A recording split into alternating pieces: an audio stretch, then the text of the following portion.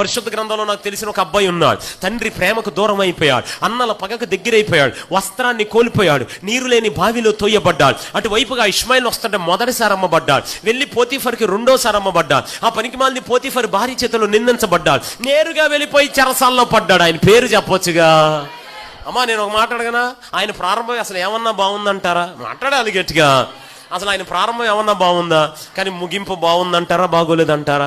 తండ్రికేమో యోసేపులో మంచి కొడుకు కనపడ్డాడు, అన్నలకేమో పిచ్చి కలలు కానీ తమ్ముడు కనపడ్డాడు, అటువైపుగా వస్తున్న ఇష్మాయిల్కి ఒక బానిస కనపడ్డాడు, రెండోసారి కొనుక్కున్న పోతీఫర్కి ఒక బానిస కనపడ్డాడు, ఆ పనికి మాలిన పోతీఫర్ భార్యకి ఒక మగాడు కనపడ్డాడు, చెరసాల యజమానికి ఖైదీ కనపడ్డాడు, తోటి నేరస్తులందరూ ఒక నేరస్తుడు కనపడ్డాడు. కానీ నా యేసయ్యకి ఐగుప్తు దేశానికి ప్రధానమంత్రి కనపడ్డాడు యోసేపు. ఫరో ఇంటికి ప్రభువుగాను, ఐగుప్తు అంతటికి దేవుడుగాను. ఏం ముగింపండి అది. అమ్మా బాగా వినాలి.